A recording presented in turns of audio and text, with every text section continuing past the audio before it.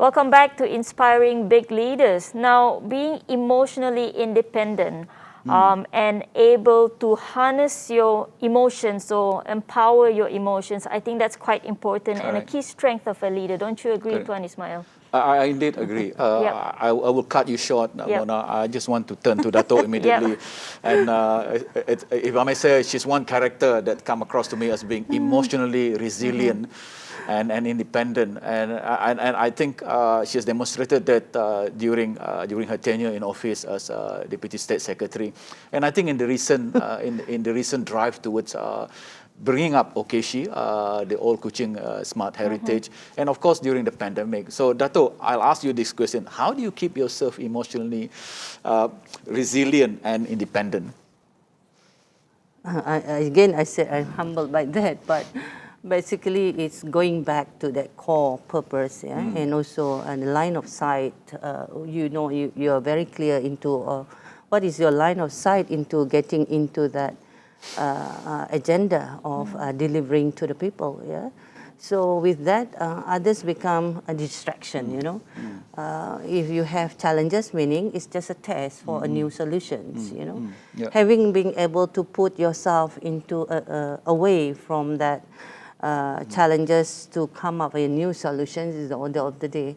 And I believe also many of us are able to do that. And like we are in our conversation now talking about how we bring about a team or the community to come forward with us into, say, for example, our initiative of Old Kuching Smart Heritage, because empowering the community takes a lot of effort and a lot of time for hand-holding, but that's the pleasure of doing it.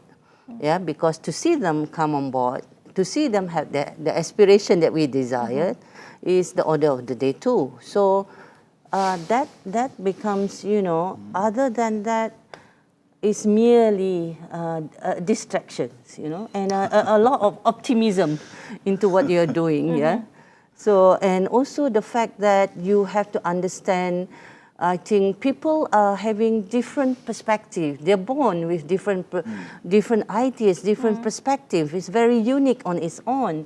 So everything that we are doing, I believe also there is a chain reaction. There's also action and reaction. So you are bound to have all these elements coming up while you're doing your work. So I believe having a good understanding on all these allows you to be a little bit more patient than others, a little bit more perseverance in what you're trying to do here, That's how I feel about the whole thing. But I believe you guys are the same in your work.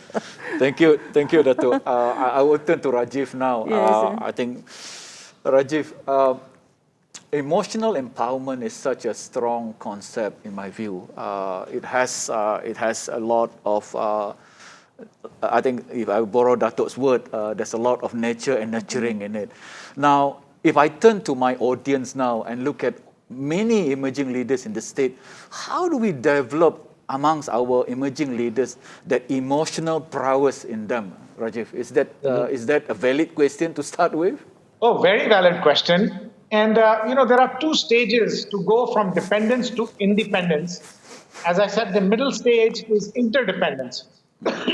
And interdependence, we've already talked about quite a bit, which is that this is where you start with full integrity to look at your values and give yourself a values-based purpose. Now, with that empowerment of values-based purpose, you have become interdependent, meaning your success depends on the world and the world's success depends on you. How do you go to full emotional independence, which is the highest stage?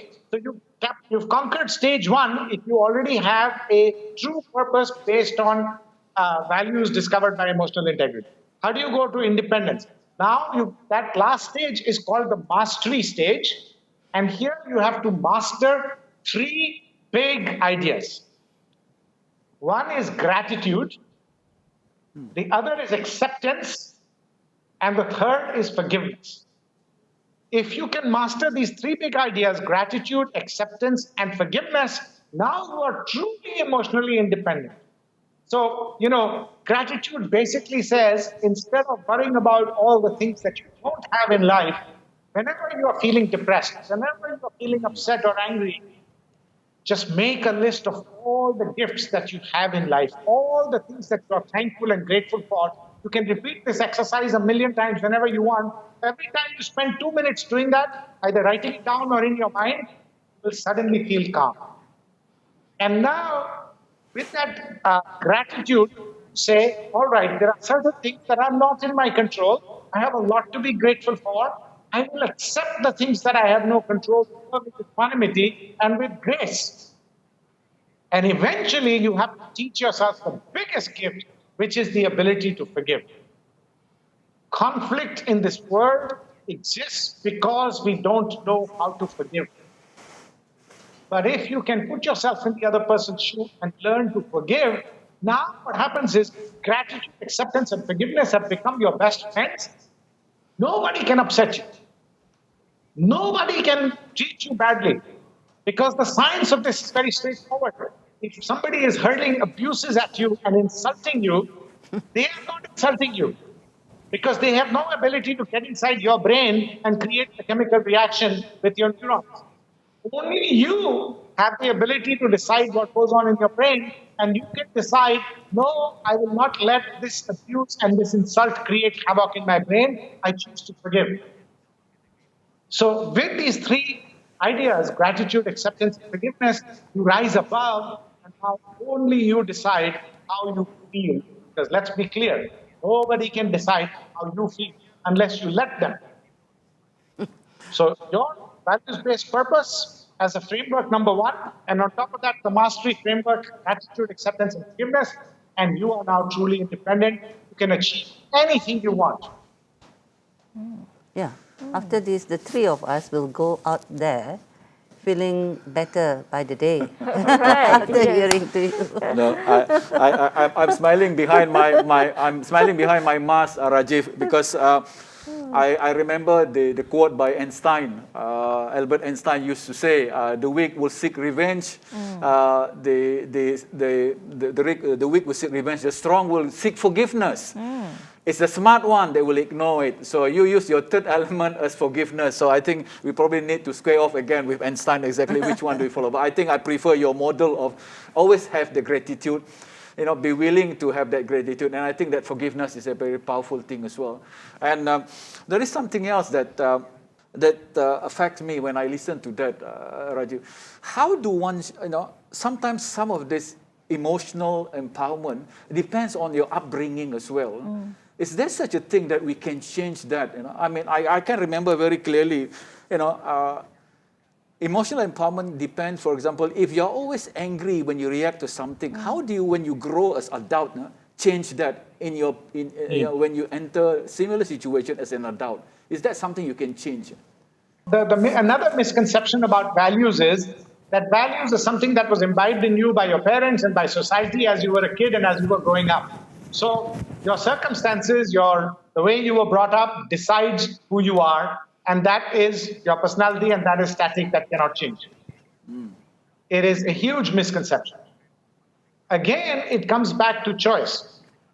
At any point in our life, we can turn around and look back into our life so far and say, okay, these have been my beliefs so far.